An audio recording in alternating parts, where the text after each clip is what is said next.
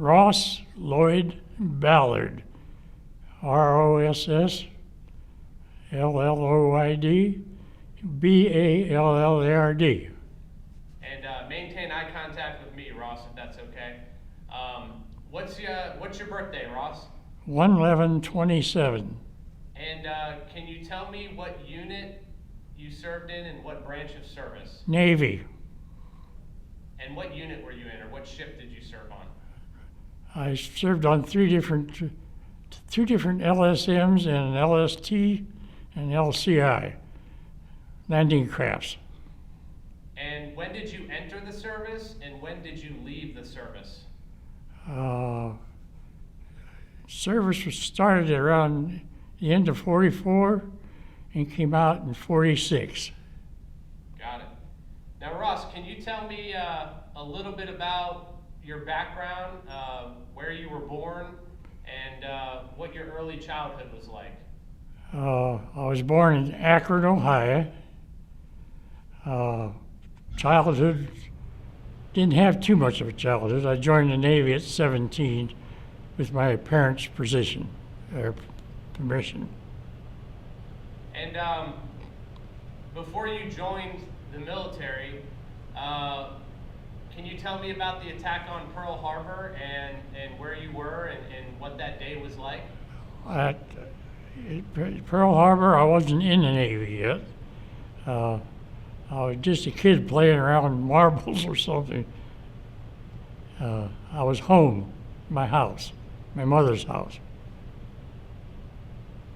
And can you tell me what that moment was like when you found out Pearl Harbor had been attacked? Well, I started cussing the Japanese, I guess, basically. I was awfully young at that time, and I just developed a dislike for Japanese, I guess. And what do you remember, what did you know about the war before you entered the military? You know, were you keeping up with the news? Did you have friends that were going into the service, that type of thing? Not really, other than my friends. We all wanted to join, and as soon as we were old enough, we picked our branch and we joined. And then with our parents' permission, I went in, so I was 17 years old at that time. And what do you remember about rationing during World War II? Obviously, there were a lot of restrictions placed on what you could or could not buy. Before I went into service, the worst thing was gas rationing. I didn't want for any food or anything like that. My parents always had plenty, if that's what you're talking about. Yeah, you tell me. What was that experience like living with rationing? We just learned to live with it. I didn't like or dislike it. It didn't make any difference to me at that time. Sure. I was too young to know what I was doing to start with. What made you want to join the military? I think primarily I had some older friends that were joining the service, and I just wanted to go in the service. And basically, I wanted to go in because I thought it would be nice to be in the Navy, really. And so you chose the Navy. Tell me about that process of going from civilian to soldier. What was basic training like? There wasn't too much to it, really. We went for examination, and they done all the normal things for your health, and then they swore me in. That's about all. That's what it amounted to. Can you tell me more about basic training and going through? Spent 8 weeks in boot camp in Chicago, Illinois, at the Navy base.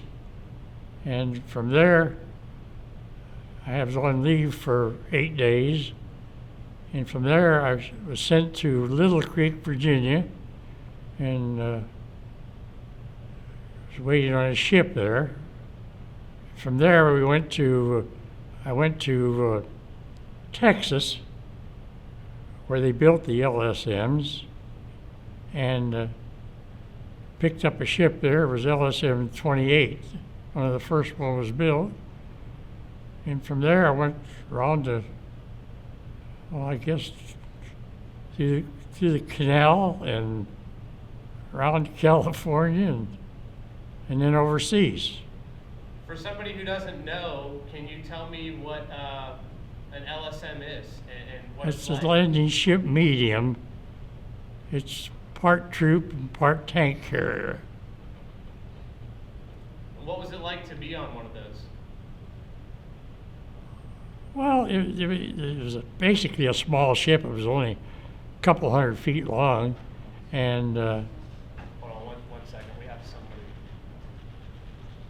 say again. Okay. Sorry about that. That's okay. We just have somebody coming in the back, so we're just going to make a couple adjustments while he's doing his thing. Sorry about that, folks. That's okay. I never expected to be here. I'm sorry. That's Yeah, okay. That's okay. I think the hat is already on, so it stays on. Yeah. I thought it was military themed at first, but I think it's golf related. Arnold Palmer, But yeah. that's okay. That's okay. His place in history. Another historical figure. Yes, sir. Awesome. We'll just keep on. Thank you very much. Thank you, sir. Thank you. Sorry for the interruption. That's okay. So everything's still going. You can go ahead and proceed. Let me just Okay. get my headphones on. You can pick that last question up. Okay. I'm going to ask that question one more time. What was it like being on an LSM? You know, tell me about the accommodations or lack thereof, or, you know, for somebody who doesn't know, what was it like to be on Well, it one of was those ships? limited combination. You slept in bunks, racks of 3 or 4, and there was only a 50-some personnel in the ship I was on, plus 3 officers, and it was interesting. Basically, I enjoyed it. What kind of armament protection did the ship have? Say again? What kind of armament did the ship have? I didn't get that one again. What kind of weapons were Oh, used? it had a 40 millimeter on the bow and several 20 millimeters, which I was a gunner on one of the 20 millimeters. And so was that your primary job on the ship? No, I was a cook. So how did you become a cook? Well, I originally went in as a motor machinist mate and worked in the engine room.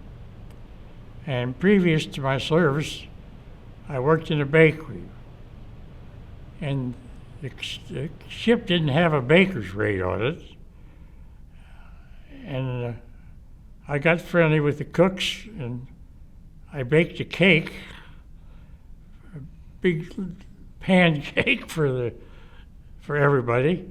And the officers got wind of it, and they wanted to know who baked the cake. And I said, they told them it was me. And I said, well, do you want to do the baking on this ship? I said, I don't mind. I said, I like baking. And he said, well, we don't have a baker's rate, so we give you a ship's cook 3rd class rate. I said, fine with me. So they give me a ship's cook 3rd class rate, and I didn't even know how to cook. But I did learn. I learned how to cook and done real well at it. That's about it on that part. So what you were rated a cook, and then you also were a gunner. Can you explain how that works in the Navy? Well, everybody has different positions, and I volunteered to be trained for a gunner on a 20 millimeter, which I wanted to do. Being a young kid, I thought that would be cool. And so we had training, of course, and they trained us how to shoot it and how to lead planes and aim the thing and fire, and a lot of practice shooting it. They were called like balloon tails. A plane towed a big. I'm having trouble saying what it was. Anyhow, you would practice shooting at that to learn how to shoot and how to lead the shot and stuff like that. And I became a gunner. And as far as general quarters, if there was general quarters, I was called to shoot that 20 millimeter gun. Did you like shooting the 20 millimeter? Yeah, I enjoyed it. I thought it was fun. I was only 17 years old. I thought it was a big deal. Did you have to maintain the weapon as well? No. They had gunner mates to take care of that. So you went to Texas and then you went through the Panama Canal and out to the Pacific. Right. Did you have any idea where you were going at that time? All I know is head for overseas somewhere along the line. When did you find out kind of what was going on with, your participation at Okinawa? When did that come? When did that realization come? Well, to get back to the LSM 28 that I was on, I headed overseas on that and was screened off of that ship to go back to Little Creek, Virginia, and train cooks. And like I said before, I wasn't a cook. But anyhow, I faked it all, went through it, and went back to Little Creek and became a cook on LSM 371, which was another landing ship medium. And that was the same procedure, going through the canal and to California and then overseas. And from there, I think that was in, I'm trying to think of the dates. I got papers that just say the dates of the war, but and went to Pearl Harbor, spent time there, both times I was in Pearl Harbor. And from Pearl Harbor, I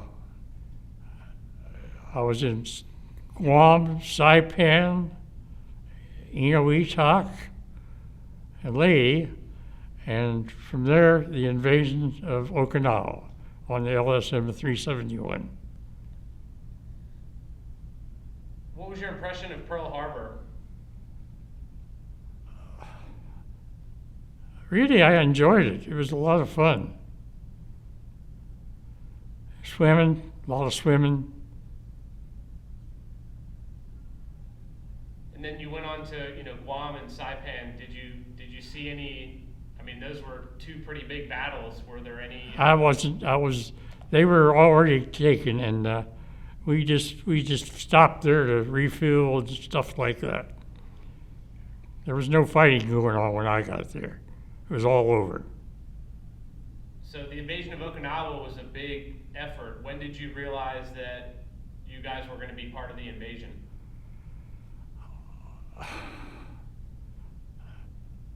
I can't give you dates because I don't remember them, but No, I don't mean like dates, but obviously at some point you guys pulled up off the shore of Okinawa.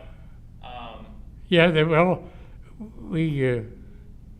they joined the flotilla. There was a bunch of us going, and they said we're going to Okinawa, the invasion of Okinawa. And from there, that's where we went, to Okinawa. And after the war ended, I spent a year in Japan after Okinawa. But I saw a little bit of action in Okinawa, as a gunner. And I got to shoot some suicide planes. And and they had suicide boats that come out. And you'd lay in bed at night and you'd hear this big rumble, and that's the big guns from the battleships firing shells, and they would make a big rumble, like a freight train going through the air. And that's other than that. And our duty was laying smoke pots for the big battleships. We had these things we'd go circle around them and set off the smoke. So when the Japanese suicide planes came in, they couldn't see them. So that was our duty most of the time. What did you think of kamikazes? You know, that was a pretty interesting way to go about trying to stop the United States Navy. What was your impression of these Japanese pilots? I don't know. I vaguely try to remember. One plane came over our bow, and I actually thought I could remember seeing that pilot, because he was coming in real low, and we were shooting at him. There's so much firepower in here, you don't know whether you hit anything or not. But I thought I remember seeing that pilot being that low coming across, one of them come across our ship. And he wasn't hunting for us. He was going after the battleships or the big stuff out in the bay. But it was interesting. And I had no fear of it. I didn't have enough sense. I was only 17 years old. And so I enjoyed the war. I did. And it's terrible to say that. What do you think of the tactic of, committing suicide and flying a plane into a ship? What did you think about that? Or what do you think about that? The suicide pilots? Is that what you said? Yes, sir. I thought they were nuts. I just thought they had a lot of dedication to what was the name, Hiroshima, or where it was. I'm not very good at this interview stuff, I'm sorry. Oh, that's okay. I didn't know what I was coming for, or I tried to practice a little bit. Understood. Anything else about Okinawa that sticks out in your mind that you remember? Was there a particular story that you remember that you haven't shared today, or anything like that? Well, I think the thing I remembered most that we picked up some tanks and soldiers, and we were on one side of the island, and they were doing a pincher movement on the other back side of it, and it was our duty to go around and dump them off over there where they could get into the fighting. That's about the biggest thing I remember, and I remember a lot of general quarters at night being called out. But actually, the Japanese planes that come over were in the daylight. And there were a lot of battles of American planes fighting the Zeros, I guess, too. I don't know what they were doing. But I understand there was the Americans shot down a couple American planes, by mistake. But I don't know if that's true or not. But you hear those kind of stories. What did you think of the guys serving on the ship with you? Did you get along with the people you were with? Oh, yeah. Everybody got along with the cook.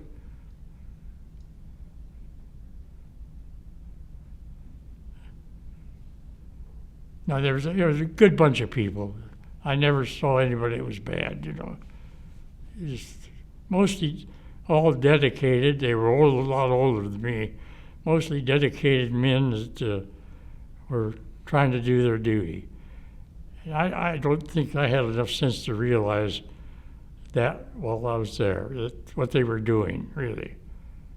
the war didn't mean that much to me at that time. I don't know why, but it didn't. How many people did you cook for on average? I think there's about 60 people 60 crew members on that ship.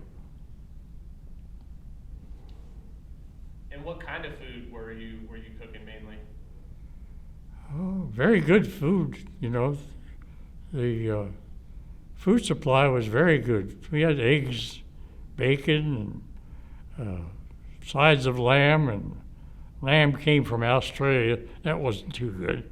But mostly, and we got low on supplies in Okinawa as far as the food, and we ate a lot of macaroni and spaghetti and stuff like that. Just cook what we had, that's all. But we ate good. Sure. What can you tell me about the occupation of Japan? What was your role in that? That was another flotilla going from Okinawa there. We was one of the ships in that, the day they went into Japan. Was it MacArthur, I guess. Anyhow, we was part of that flotilla that went into Japan. We went into Japan on general quarters because they didn't know what was going to happen. But everything turned out all right. And what do you remember about the atomic bombs? What do you remember, did you remember hearing about that? Yes. I remember hearing about it. In fact, we had the privilege of being able to go to, was it Hiroshima, the first one? I think. And was able to visit there and see all that destruction and take pictures. You wouldn't believe the enormity of the damage. Just miles and miles of destruction. It was quite interesting to see, but it was terrible, really. How did you feel about them, with regards to ending the war and things like that?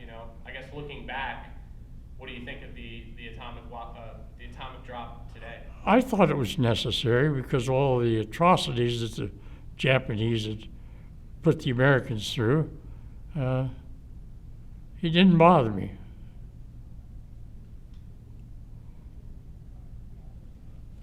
Looking back at your job as an older man today, what do you think about that 17-year-old kid that was manning those 20 millimeters? What do you think about today when you think of that? I think he was kind of dumb, basically. It never, the war didn't sink in my head. I wasn't in a war. I was just in a game, I think. Did your ship ever sustain any losses? No, it did not. I was very fortunate. How excited were you to get home? Quite a bit excited, yes. I was very, very happy to get home. And tell me a little bit about that process. Did you served from 44 to 46 and then came home? Well, I was in California, decommissioned LCI that I was on, and we had to stay there till the ship was decommissioned in San Diego, California. And once the ship was decommissioned, then I was sent to Chicago, Illinois, to the boot camp, where I went to boot camp, and we were discharged there. I think it was June 9th, 1946, that I was discharged. What did you do after being discharged? I'm just going to pick his glasses. Yeah, hold on one second. I'm just going to pick your glasses I went back. One second. I'm just going to pick your glasses up just a little bit to reduce our glare. I know that feels awkward up there, but it helps. Okay. I was born and raised in Akron, Ohio. I went to work for the Goodyear Tire and Rubber Company. Worked there to 1951. In 1951, I moved to Fort Lauderdale, Florida. I was married during that time.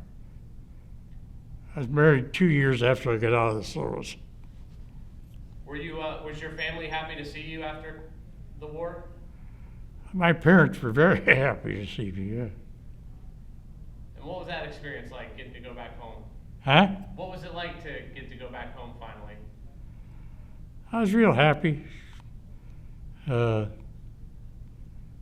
father was deep in motorcycles, and he got me a motorcycle, and got chumming around with motorcycle people, doing things like that before I went to Florida.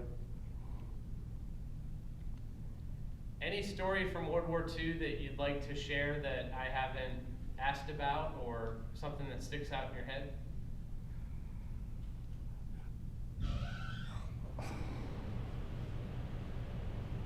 I really can't think of anything else about Okinawa. Like I said, that was the only invasion I was in. I was glad to get home. I didn't realize the severity of it till after I was home. Grew up a little bit. They say war is for the young people. I guess it was.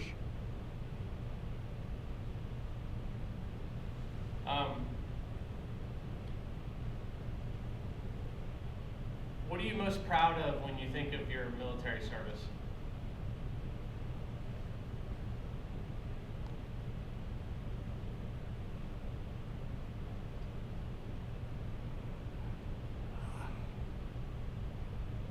I guess I was proud of being a gunner on a 20 millimeter at that time. I thought that was big, you know, and I was proud of just being in the service and serving my country. I was happy that I'd done that, and very glad. That's about it.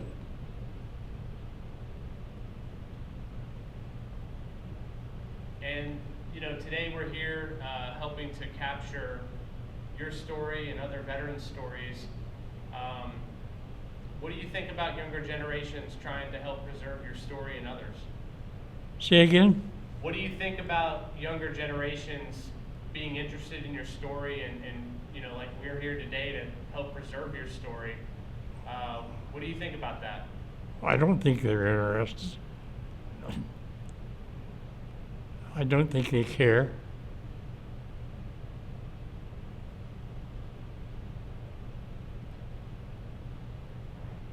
When you say younger, you mean guys Sam's age or something?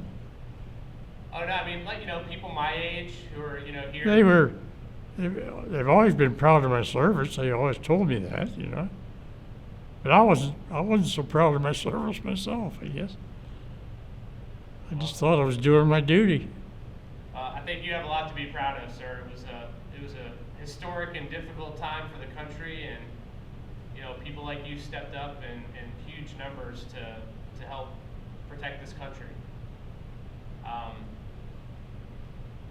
Any message you would like to leave for anybody watching this tape in the future about your service in the military? I say it's worth doing. They should go. If they could serve the country, I think they should. Anything else that you'd like to add today?